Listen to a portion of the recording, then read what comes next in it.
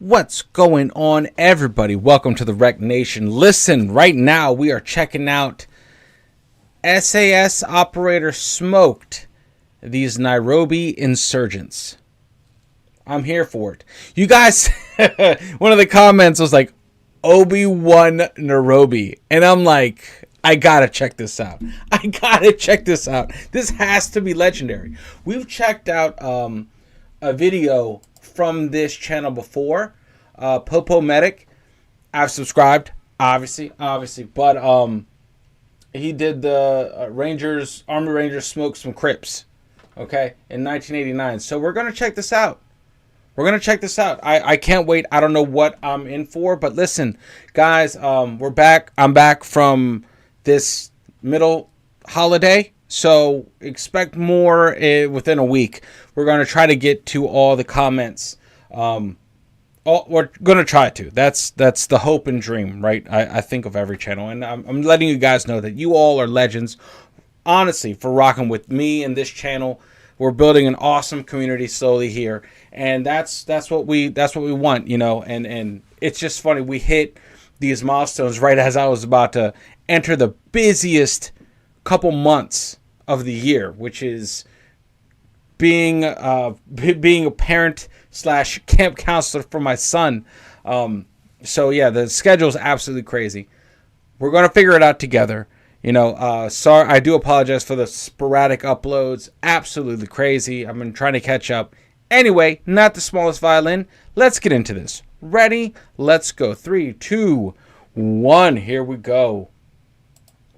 Tuesday, January 15th, 2019. A British recent. SAS operator on a mission to train local Kenyan defense forces quickly found himself in the middle of a 2-day siege at the luxury Duset D2 complex in Nairobi. The five gunmen unleashed fury as hundreds of innocent civilians ran for their lives. But not before the solo operator grabbed his weapon and his kit and stormed in, self-initiating an off-duty rescue mission. And after a 19-hour game of cat and mouse, the lone operator saved hundreds of lives and took the lives of the enemy. What? So he was just like, this is my show now. I am the star. I am the captain. Man, come on.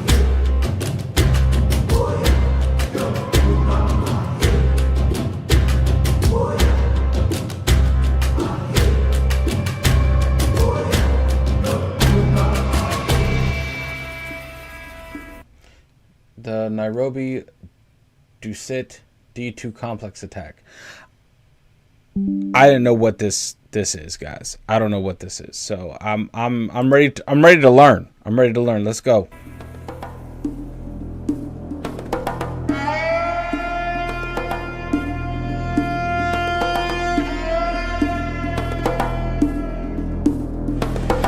In 2019 alone, there were over 6 terrorist attacks in Kenya. And over the last several decades, terrorism in Kenya has run rampant throughout, from the 1975 Nairobi bombing to the 2013 Westgate Mall incident. And since its creation in 1895, East Africa has been at the nexus of several political disputes that revolve around the political conflicts of the Middle East, as Kenya has remained an ally of Western governments and is host to several sensitive Western interests, including US and British military bases. And with poverty, weak borders, corrupt or incompetent police, and the rapid rise of extremist groups, Kenya and other African nations have quickly become hotbeds and easy targets for global terrorists. And the Kenyan army has yet to contain the influx of terrorism moving in from Somalia. There's no stopping it. And sadly, too many Kenyan soldiers have died trying.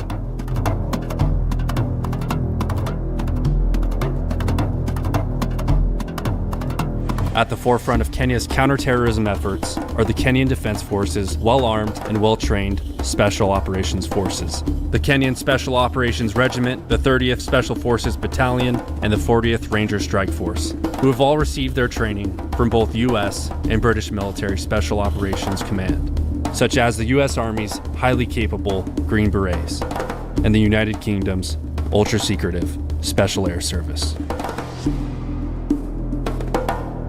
Awesome, man. And in January of 2019, An SAS team was sent out to do just that.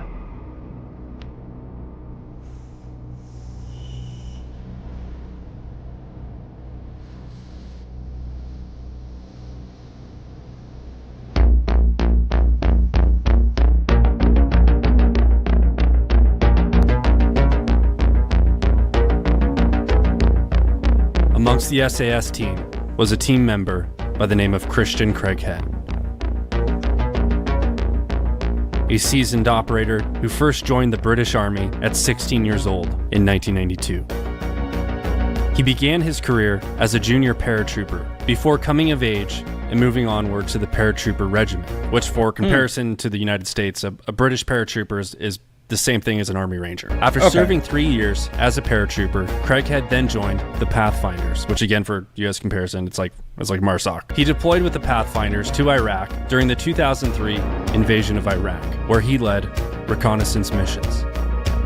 And around 9 years later, he attended and completed the SAS's notorious 6-month-long selection program and joined the SAS regiment. Nice, man. And in true SAS fashion, the rest of his history is lost and remains untold, as the ethics of the Special Air Service are true to form of the phrase, the quiet professionals. But the SAS's legendary exploits over the years have often superseded their efforts of secrecy.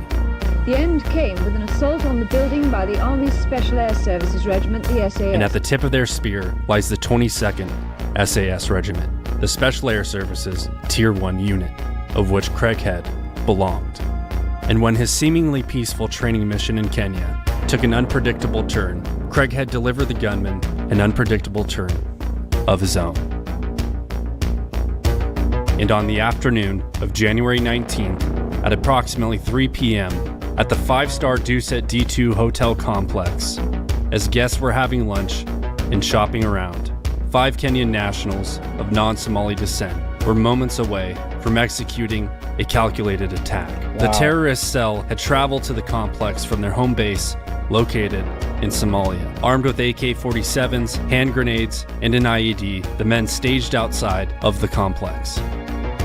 The 14 Riverside complex in its entirety is one of East Africa's largest and more upscale developments. Sorry, guys. I'm pausing just because I gotta pause at least once, but this is like riveting. What? I did not know about this at all. And I love, you know what? Maybe I'll save this commentary for another. I like that the SAS is still shrouded in secrecy, whereas over here our I would say our special forces branches are like just public. There's a lot of information on them, and that's unfortunate over here. Like I'm just saying, I'm envious of that. That's pretty, that you guys can remain tight-lipped on the shit that needs to be tight-lipped, you know? But outside of the complex. The 14 Riverside complex in its entirety is one of East Africa's largest and more upscale developments, consisting of banks, restaurants, executive offices, and the hotel itself. A stage with stark contrast to the barbaric attack that was soon to unfold. At approximately 3:30 p.m., one of the insurgents breaks off on his own and enters the complex, where he locates and fronts the outdoor patio of the lively lunchtime rush of the Secret Garden restaurant, shouting aloud in Swahili before committing to the first phase of the attack and blowing himself up. wow.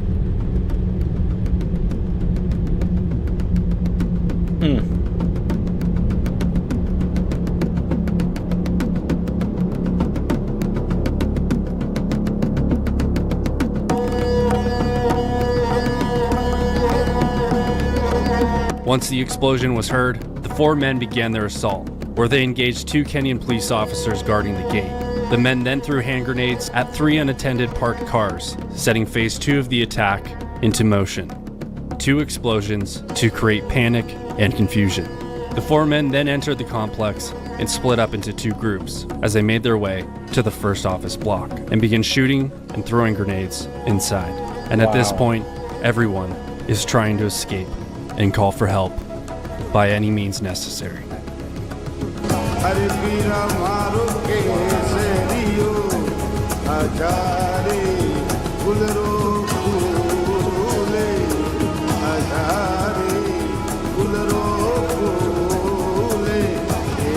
Wow.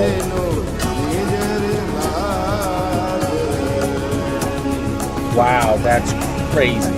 Members of private security forces and armed individuals, along with some off-duty police officers, were some of the first to respond. At which time, an unknown person present at the complex picked up his phone and called his friend, Christian Craighead. He answered the phone and could hear the sound of gunfire coming from the background. The man requested for Craighead's assistance at the complex. He grabbed his gear and jumped in his truck, dodging in and out of traffic and arriving on scene only moments later. He had little to no intel on what was specifically taking place, but the sound of automatic gunfire was evident. Wearing a balaclava, body armor, and freaking Armani jeans. This dude's 007. And he's also got a Black Rifle Coffee Black Beard patch. Craighead armed himself with a Glock 17, a combat knife, and a suppressed Mako C8 carbine rifle. And without orders, relying only on his elite training and battle-proven instincts, the SAS operator went rogue and mobilized himself. And just like that, Man. Obi-Wan Nairobi was born. It's nuts. Yo, this is like, it's giving me chills. You know, it's like few and far between where these like special operators can go. Like I hate when I say like rogue. It's like they've gone bad. Like no, it's kind of like my own mental hiccup. Like when I hear rogue, like they're doing not good stuff. No, this is the case where it's like he's not being handled. You know what I mean? He is not being told what to do. There's no orders. There's no extraction plan, right? This is not the full force of a, let's say, of a military act where they have backups, the extractions, all that. You're just going in blindly. There is no escape. There is no failure in his mind. But at the same time, knowing that, okay, I am my own contingency plan. Like, that's it. So I love this, man. This is absolutely top tier right here.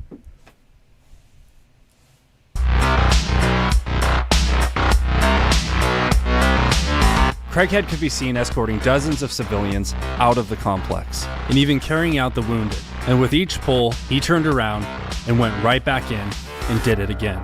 The locals were in awe of a masked foreigner who appeared to be single-handedly taking control of the situation wherever he could.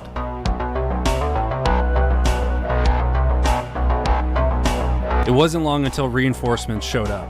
As police and other Kenyan forces responded to the scene, Kenyan soldiers and police established a perimeter around the complex. Craighead embedded with a group of the soldiers and moved through the complex to continue rescuing employees and guests who were still pinned down within. And footage from the event even shows him leaving those forces behind and taking matters into his own hands to directly engage the enemy. And while clearing buildings and sweeping the courtyards, Craighead located the terrorists and swiftly engaged the enemy, single-handedly killing 2 of them. Wow.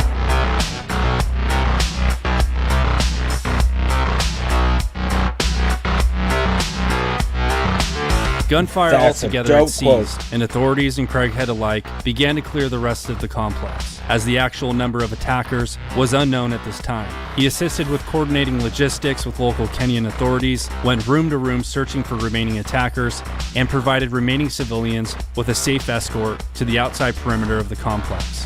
While it had been thought that the threat had been neutralized, after a few hours, gunfire and explosions were again heard in the early hours on January 16th. As Kenyan police located the remaining 2 gunmen in a hotel room, and after engaging the men, the Kenyan police apprehended the wounded suspects. And by 11:48 p.m., the Kenyan government announced that the 14 Riverside complex had officially been secured. Wow.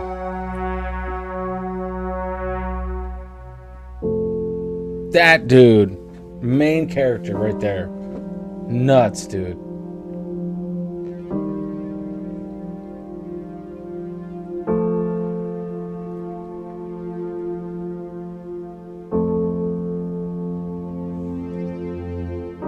20 Kenyan citizens, an American, and a British South African man died during the attack.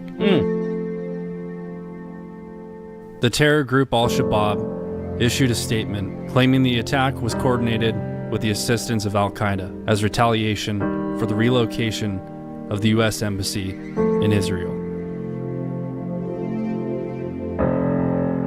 Christian Craighead was awarded a conspicuous gallantry cross for ending the 19-hour siege, which is the second highest honor in the United Kingdom. Wow, His man. heroic actions saved hundreds of lives, and he retired from the SAS in 2020. He wrote a book about the event titled One Man In that is currently pending approval from the Ministry of Defense.